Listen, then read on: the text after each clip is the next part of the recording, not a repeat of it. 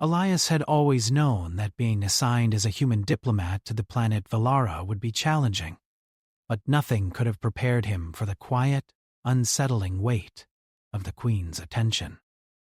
From the moment he set foot on the smooth, glowing halls of the royal palace, he felt like a small fish in an endless ocean. Valara's architecture was unlike anything humans had ever seen. Towers that seemed to float without support, walls shimmering with a subtle, living light, and gardens that glowed faintly under the twin moons. Everywhere he looked, the alien world seemed alive, and everywhere he moved, it seemed someone was watching. Elias's duty was simple in theory: observe, report, and maintain peace. He was supposed to document Valara's culture, understand their technology, and build trust between the two species. But he had a secret, one that no one else knew. He kept a diary, not a typical official log, but a personal book where he could write his honest thoughts. In it, he jotted down impressions, feelings, and questions that he could never voice aloud. The diary was his private space, his safety valve against the pressure of being the only human in a world full of eyes that seemed to see everything. In that diary, he had written about the Queen, not in a crude way.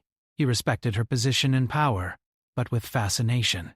He described the grace with which she moved, the subtle patterns on her skin that reflected light in colors he could not name, and the commanding presence that made the palace feel both alive and oppressive. He had even drawn sketches of her ceremonial attire, noting the intricate designs that seemed to shift depending on the angle of light. In his mind, these were simply observations, part of his role as a cultural observer. Yet in the privacy of his diary, he allowed himself to admit what he couldn't say out loud. He admired her, not just as a ruler, but as a being of extraordinary beauty and strength. It was late in the evening when the unexpected happened. He had just finished a long day of meetings with the court scholars, trying to understand Valara's unique social hierarchy, when a message arrived. It was not sent through the usual diplomatic channels. Instead, it appeared as a soft glow on his chamber wall, forming symbols that his translator device converted into words. "Elias, come to the Queen's private study. Now." No one ever summoned a human to the Queen's private study, not without guards, not without ceremony.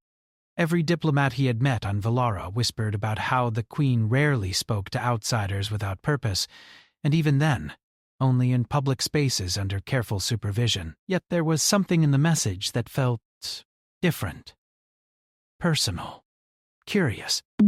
He hurried through the corridors, his footsteps muffled by the soft, living floor that seemed to respond to his weight. The air smelled faintly of flowers he did not recognize, mingled with a subtle metallic tang, as if the palace itself was alive. When he arrived at the study, the massive doors opened before he even touched them, and he found himself in a room bathed in soft light. The walls were lined with floating panels, displaying abstract images that shifted slowly, almost as if they were breathing. And there she was, the Queen. Standing with her back to him at first, she seemed to study one of the panels. Her posture was regal, yet there was a hint of something human in the way she tilted her head, a curiosity that made Elias's heart race. She did not speak immediately. She only turned, and their eyes met. "You write about me?" she said, her voice soft but commanding, carrying a tone that made him feel like a student caught in a lesson far beyond his understanding.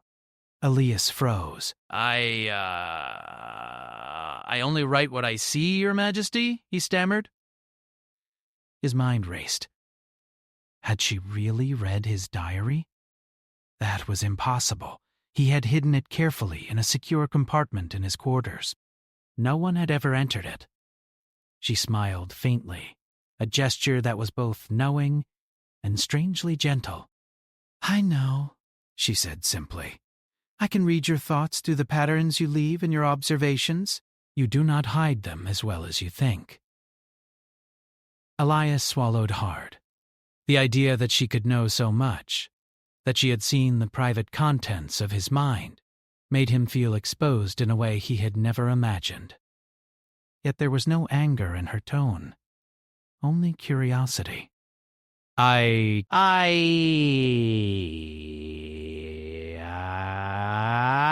didn't mean any disrespect, he said, his voice quieter now.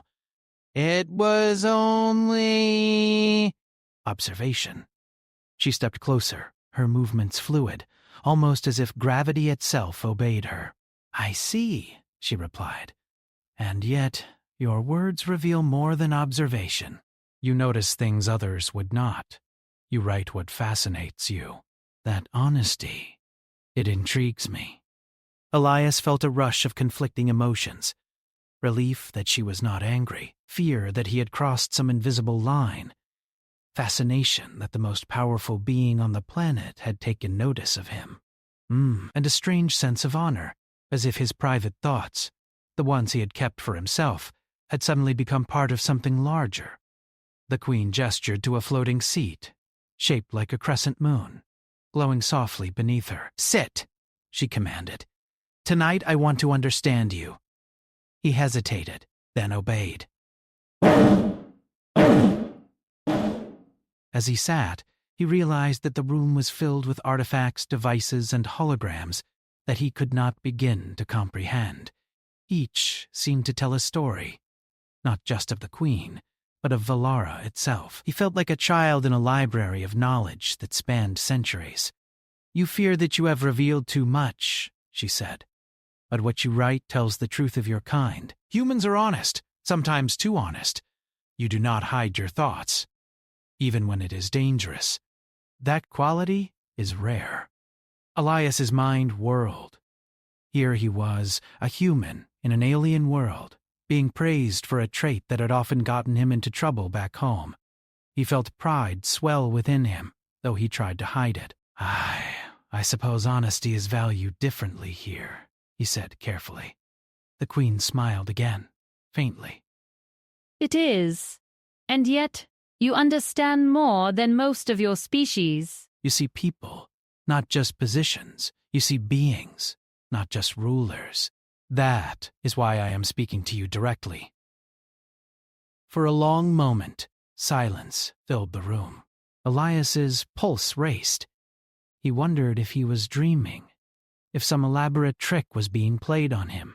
But the calm, piercing intelligence in her eyes told him otherwise. She was real, and she was aware. You are curious, she said, finally breaking the quiet. Curiosity drives your people. But it can also lead to danger. You must be careful, Elias. I will, he said, nodding. I understand. The Queen studied him for a long moment, then turned toward one of the floating panels. Images shifted and merged into new forms, patterns that Elias could not interpret. Tonight is not about punishment or ceremony, she said. It is about understanding. You have written about me, but you have also written about your people. That is what I wish to see. Elias felt a strange mix of relief and anxiety. Relief that he was not in trouble. Anxiety because he realized that this was a moment that could change everything. His role, his understanding of Valara, and perhaps even the future of human-alien relations. I will show you if you are willing, he said. The Queen nodded, and for the first time she allowed herself to relax slightly, though the aura of power never left her. Good. Let this night begin then, not as ruler and subject, but as two beings seeking to understand one another. And with that the room seemed to shift around them. Lights softened, images danced across the walls, and the palace, vast and intimidating moments before, now felt alive with possibility. Elias realized that this night would be remembered, not just for what he learned, but for what he had revealed without meaning to. He took a deep breath, feeling the weight of history and responsibility pressing on his shoulders, but also a spark of hope. In a world where humans were strangers, and he had kept his thoughts private, his honesty had opened a door, and that door was now wide open. Elias had barely slept that night.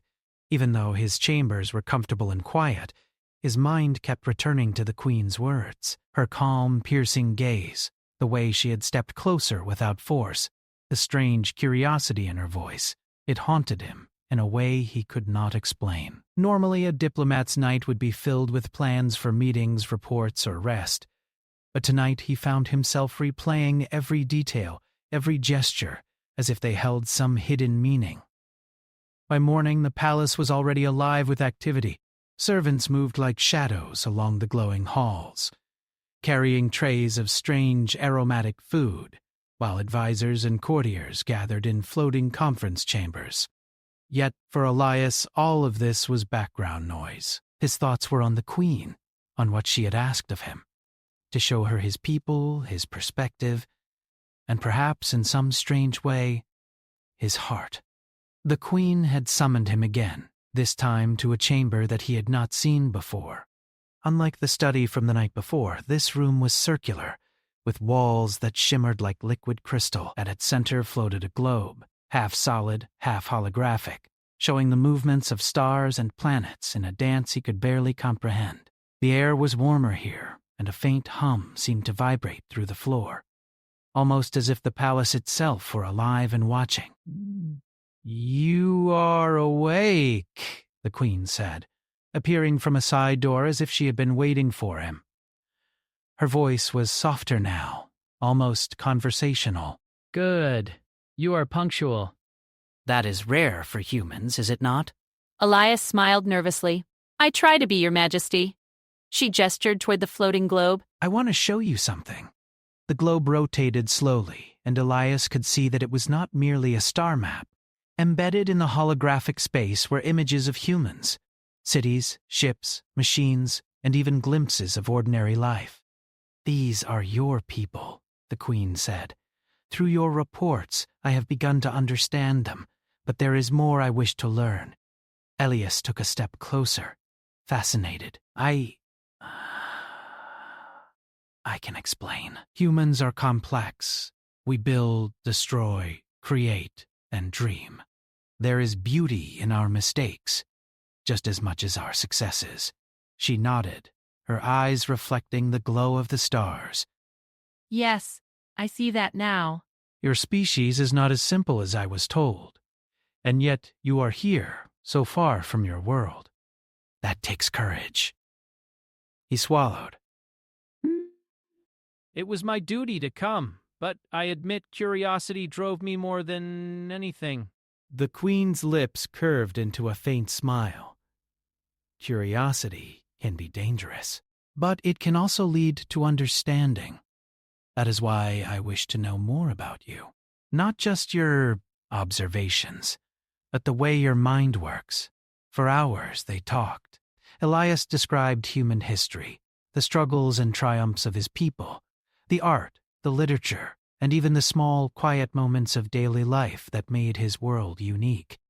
The Queen listened with an intensity that made him feel both exposed and honored. Every question she asked was precise, probing deeper than any diplomat's interrogation could. Yet she never judged. Instead, she seemed to absorb his words, analyzing them with a mind both brilliant and alien. At one point, she asked about his diary. Elias froze, unsure of how much to reveal. I write to remember," he said carefully, "to process." It helps me think clearly. Your writing reveals more than you think, she replied. Honesty is a gift, Elias. It is rare in any species. Your thoughts, unfiltered. Tell me about your character, your fears, and your hopes. That is why I am here with you now. Elias felt a strange warmth in his chest. Never before had anyone, human or alien, cared to see him so clearly. The Queen's attention was not about control or judgment. It was about understanding. And that was something he had never expected to find, not in a ruler, not in a world so alien to him. As the day passed, they moved from the study to a balcony that overlooked the palace gardens. The gardens were vast and impossible to capture in a single glance, glowing softly under the twin moons. Bioluminescent plants swayed gently without wind, and streams of liquid light traced patterns along the paths. Elias could see alien creatures moving among the foliage, delicate, and strange, yet clearly intelligent. "You see," the Queen said, "we live in a world that changes, that grows, that breathes. And yet, we are bound by rules, by expectations. You see this world differently because you are not bound by our traditions. You notice what others overlook?" Elias nodded. I try to. Humans, we often look for meaning. Even in things others consider simple or ordinary, we search for patterns, for lessons, for beauty. She studied him for a long moment, her eyes glinting in the moonlight. "That is why I trust you. Not fully yet, but enough to share this. Leadership is not just about command. It is about connection, understanding the hearts and minds of your people, and sometimes the minds of strangers. That is what I must do. And now I wish to see how your kind understands life." Over the next hours, she guided him through the palace archives, a labyrinth of floating memory crystals that recorded history, art, science, and philosophy. Elias touched the crystals cautiously, and each one revealed glimpses of Valara's past, wars fought and won, alliances made and broken, discoveries that reshaped their understanding of the universe. He was struck by the similarities to human history. Both species had struggled, both had learned, and both had moments of brilliance and failure. "You see, Elias," the Queen said, "we are not so different, you and I, you and your people, yet we are. That difference is what fascinates me." To be seen so clearly by someone so powerful was intoxicating, but he reminded himself that he was still a diplomat. His role was not to be admired or trusted personally, but to observe and report. Yet, for the first time, he realized that trust could exist across species, that understanding could bridge worlds. As the twin moons climbed higher in the sky, the conversation turned to more personal topics, memories, emotions, and the small truths that rarely appeared in official reports. Elias shared stories of his family, of his childhood, of the small joys that sustained him in a world that often seemed indifferent. The Queen listened without interruption, absorbing every word. "You are brave," she said finally. "Not because you face danger, but because you face yourself. To show one's thoughts honestly, to expose the mind. That is courage. Few humans, or Velerans, can do it." Elias felt a flush of pride mingled with humility. I never thought of it that way. I only write because I must. It is easier than speaking sometimes." The Queen smiled softly. "And yet, here you are, speaking, showing me the truth of yourself. That is why I invited you. That is why this night matters." By the time the conversation ended, the palace had grown quiet. Servants had withdrawn, and the hum of the living walls was the only sound. Elias felt a strange sense of calm mixed with anticipation. He had crossed a threshold he could not return from, a human observed by the Queen, yet not judged, only understood. As he prepared to leave the chamber, she spoke again, softly, almost a whisper. "Tomorrow there will be more to learn. The council will gather. You will need to speak, to guide, to represent your people, and I will watch." Not as a ruler to a subject, but as one being to another. Elias nodded, heart pounding. He realized that his journey on Valara was no longer just about diplomacy or observation. It was about connection, about trust, and about navigating a world that was both beautiful and dangerous. He had come to study the Queen, but he now understood that she, in turn, was studying him, not to control, but to understand. He returned to his chambers that night, his mind racing with what he had learned. He wrote feverishly in his diary, not just to record events, but to process the depth of what had occurred. He wrote about the Queen, about her questions, her curiosity, her honesty. He wrote about the palace, the gardens, the living walls, and the memory crystals that held centuries of knowledge. And he wrote about himself, his fears, his hopes, and the strange growing realization that his private thoughts had opened a door to something extraordinary. As he closed the diary, Elias felt a sense of anticipation he had never known. The night had shown him that honesty, curiosity, and courage could bridge worlds, and he knew deep in his heart that the coming days would test him in ways he could not yet imagine. The Queen's curiosity was not a fleeting interest. It was a challenge, a test of character, and a promise that the human presence on Valara would matter. He fell asleep that night with the twin moons casting gentle light across his chamber. In his dreams, the palace shimmered and breathed, alive with possibility, and at its center, the Queen's eyes watched him, not with judgment, but with understanding. Tomorrow would bring new trials, new revelations, and new opportunities. And Elias, for the first time, felt that he was ready.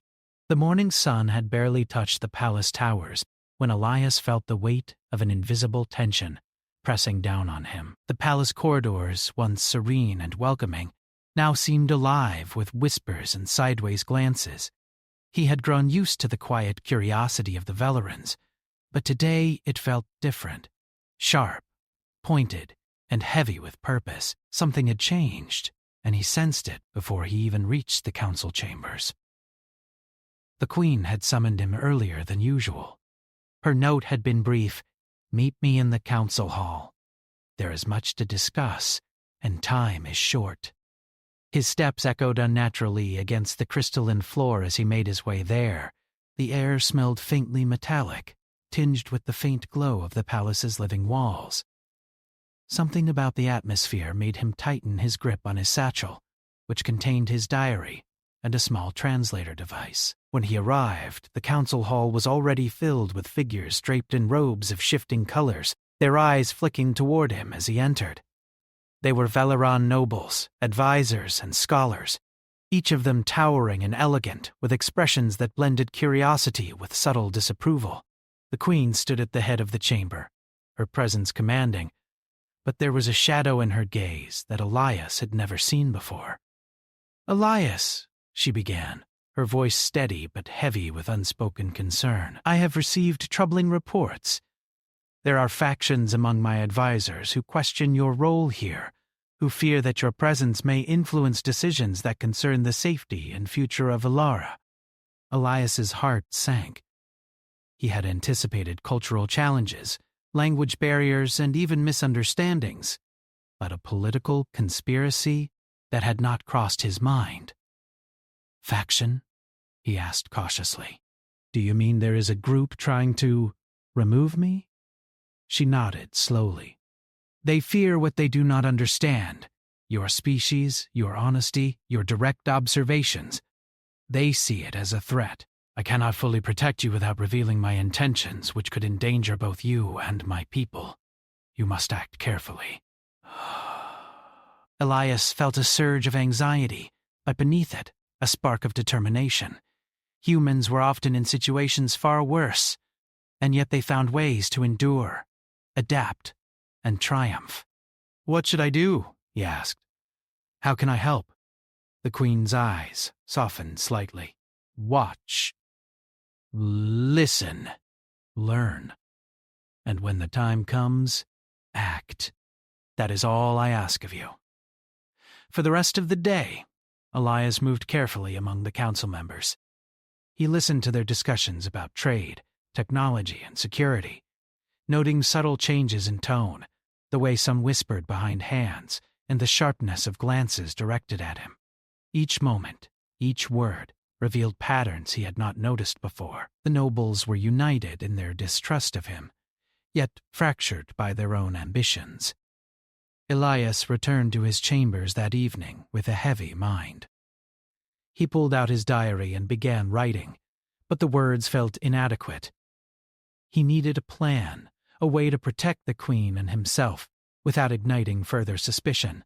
The diary, once a place for private thoughts, now became a tool for strategy as he sketched connections, alliances, and the subtle currents of the court's politics. As night fell, a soft glow appeared in his chamber. The Queen summoned again. This time she appeared without ceremony, her movements quiet but purposeful, Come, she said. There is something you must see. He followed her down a corridor he had never explored before. It led to a hidden chamber, a place filled with holographic projections of the palace and its inhabitants. The queen gestured to a particular group of nobles, their faces captured mid-discussion, their whispered words translated in soft subtitles floating in the air. They plan to challenge me, she said, her voice tight. They believe I am influenced too much by outsiders. They see your presence as a weakness, Elias. They plan to use it against me. Elias examined the projections, noting the conspirators' patterns, the way they communicated, and their apparent leader, a tall Velaron with sharp features and a reputation for cunning strategy. He felt a mix of fear and determination. The queen trusted him, and that trust demanded action. I can help, he said, his voice steady despite the tension. We can expose them without open conflict. We just need proof, strategy, and timing. The queen's eyes studied him. You are brave, she said softly. Not because you face danger, but because you face the unknown. We will act together.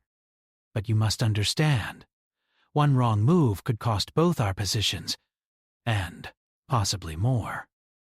For the next several days, Elias worked closely with the queen. They devised a plan to reveal the conspirators during a formal council meeting. The idea was simple in theory. Create a scenario where the traitors would expose themselves, speak out against the queen, and reveal their intentions to all members of the court. Yet executing it required precise timing, a deep understanding of Velaran culture, and the subtle application of human diplomacy. Elias learned more about the queen during these preparations than he had in all his previous weeks. She was not only intelligent and powerful, but also remarkably patient. She considered every angle, every possibility, and weighed each decision with care. Her focus was unwavering. Yet Elias sensed the burden she carried, the knowledge that her people's loyalty could falter at any moment, that her throne depended not just on wisdom, but on perception. The day of the council meeting arrived. Elias was nervous, but he had prepared. He had memorized speeches, studied court behaviors, and planned contingencies for every possible scenario. As the council assembled, the conspirators were immediately apparent. They spoke in subtle code, their body language betraying anxiety and impatience. The queen began the session with calm authority. She introduced Elias, presenting him as a cultural advisor and observer. Her introduction was precise, highlighting his role in bridging the human and Velaran worlds, and subtly reminding the court of the importance of truth and transparency.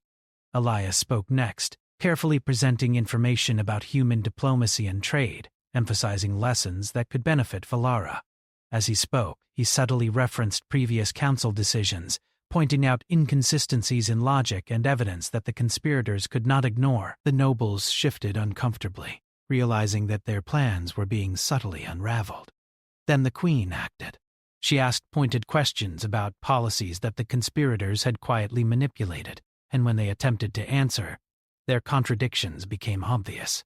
The human logic that Elias introduced highlighted flaws in their reasoning, exposing ambitions disguised as concern for the realm. Whispers grew louder, and the tension in the chamber reached a peak. One by one, the conspirators were revealed, unable to maintain their composure under the combined scrutiny of the queen and Elias. Some tried to redirect blame. Others fell silent. But the damage was done. The council members who were loyal to the queen stepped forward, supporting her decisions and affirming her leadership. When the meeting ended, the chamber was quiet, but the outcome was clear. The conspirators had been exposed, their plans laid bare, and the queen's authority strengthened. Elias felt a surge of relief and pride, though he knew the work was far from over. Politics was never truly finished. It was a constant game of observation, strategy, and trust. The queen approached him afterward, her expression softening. "You were remarkable," she said. "You did not falter, you did not panic, and you guided us through danger. My people will remember this day, and they will see you not just as an outsider, but as a part of our world, Elias felt a warmth he had not expected. It was one thing to survive on Valara, to observe and learn. It was another to be recognized, trusted, and valued. "Thank you, Your Majesty," he said quietly. "I only did what I could." "No," she replied firmly. "You did more than that. You saved this council from deception." "You helped protect not just me, but the people I serve. That is no small achievement." That night, Elias returned to his chambers, exhausted but exhilarated. He opened his diary and began to write, not merely to record events, but to reflect on the depth of what had occurred. He wrote about strategy, courage, and trust. He wrote about the Queen's intelligence and composure, and about the human capacity to adapt, observe, and act decisively, even in alien circumstances. As he wrote, he realized that this was the essence of his mission on Valara. It was not just diplomacy or observation. It was about connection, about demonstrating the best of humanity in a world that could be indifferent or hostile. The Queen had seen him for who he was, and in return, he had helped her protect her realm. That exchange, that bond, was the bridge between their species. Before sleep claimed him, Elias looked toward the balcony, where the twin moons shone brightly over the glowing palace gardens. He thought about the challenges that lay ahead. The council would continue to watch him. Political rivals would adapt, and new dangers could emerge at any moment. Yet he also felt a quiet confidence. He had faced uncertainty and danger, and he had not faltered. He had proven that courage, honesty, and careful observation could shape events even in a world vastly different from his own. And as he finally drifted into a deep sleep, Elias knew one thing for certain. The human presence on Valara was no longer small, unnoticed, or irrelevant. It mattered. And in that truth lay both responsibility and possibility. The palace was alive with anticipation the next morning. Word of the council's confrontation had spread quickly through the corridors and chambers. Nobles who had once whispered against the Queen now approached with careful respect, and even the conspirators who remained silent avoided eye contact. For the first time, Elias felt a deep sense of his role's significance. He was no longer merely an observer of Valara. He was part of the events shaping its future. The Queen summoned him early, as she had done before, but her expression was calmer now. The tension that had marked the past days had eased, though her eyes still held the weight of responsibility. "Elias," she said, "today we take the next step. The council must see that truth and courage are stronger than deception. Your presence will guide them." Elias nodded, straightening his posture. He had spent nights studying council dynamics, reviewing records, and planning subtle ways to demonstrate the value of honesty, collaboration, and diplomacy. He understood now that this day would not be about confrontation, but about building a lasting foundation for trust. Between species, between ruler and council, and between human and Velaran. The council hall filled quickly, nobles arriving in shifting robes that reflected their status, advisors whispering among themselves, and observers curious about the human who had so boldly influenced the previous session. Elias felt the familiar pulse of nervous energy, but he drew in a steadying breath.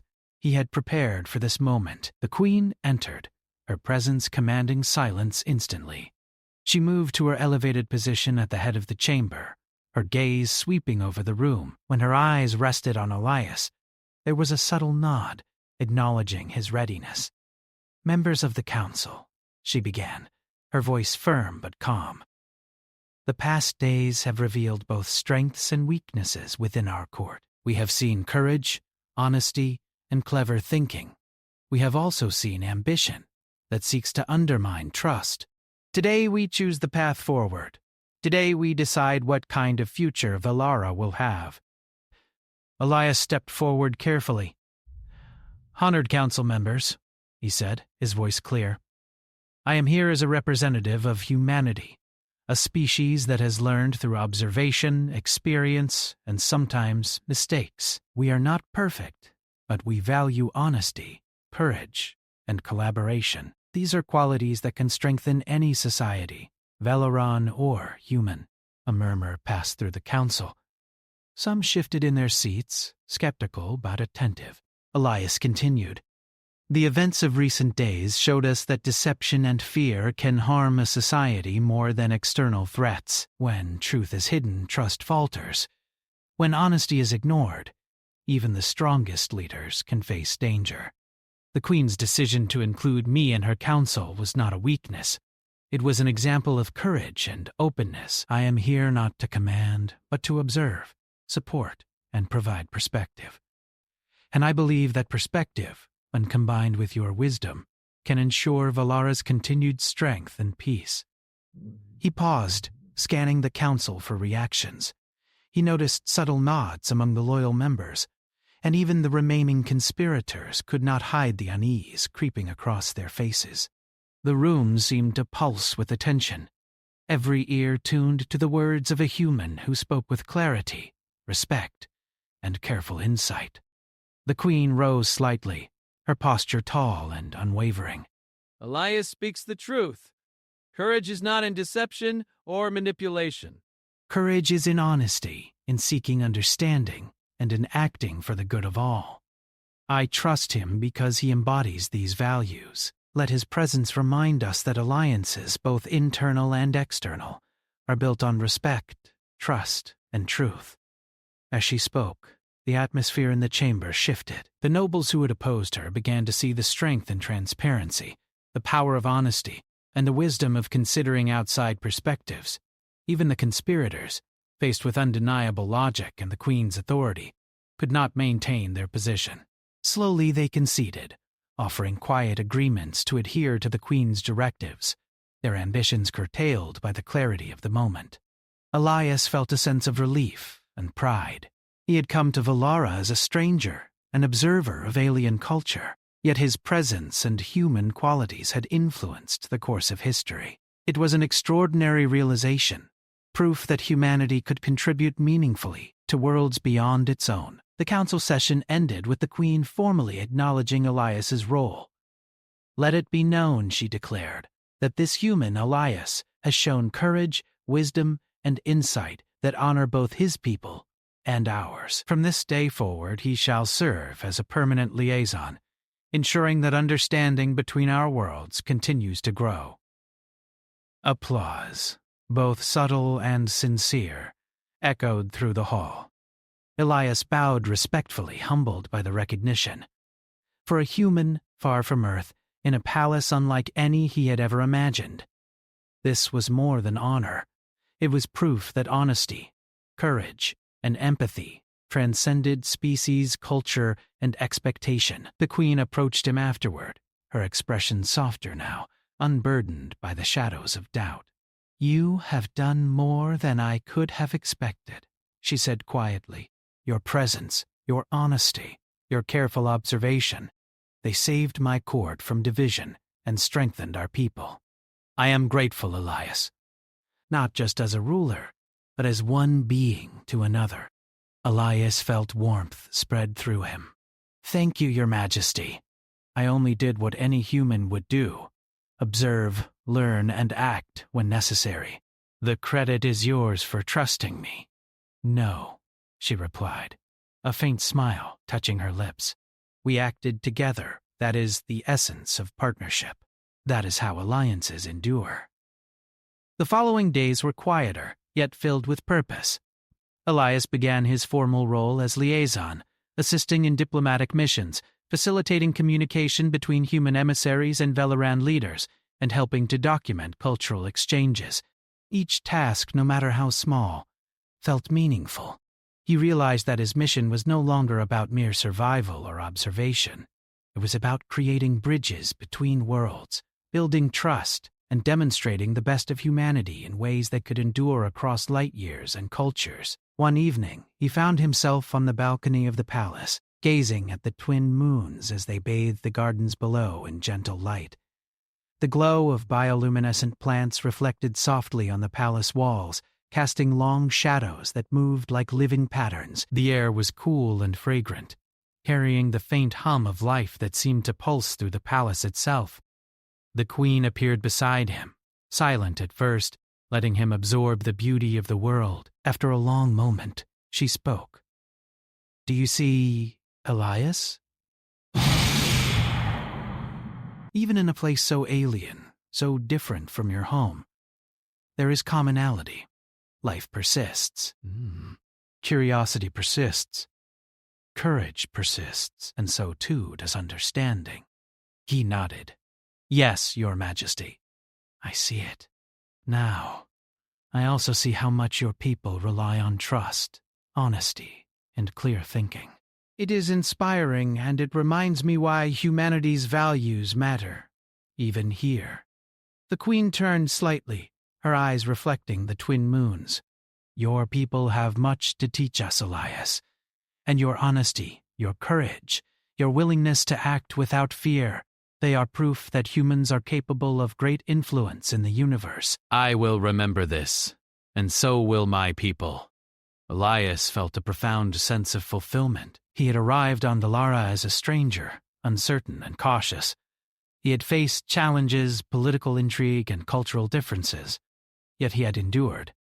Through observation, honesty, and careful action, he had influenced the course of an alien society, gained the trust of one of the most powerful beings in the galaxy, and created a lasting connection between two species. As the night deepened, he returned to his quarters, where his diary awaited. He opened it and began to write, not merely to record events, but to reflect on the journey. He wrote about courage, truth, and the quiet strength that humans carried, even in the most alien worlds. He wrote about the queen, her wisdom, her curiosity, and her openness to understanding.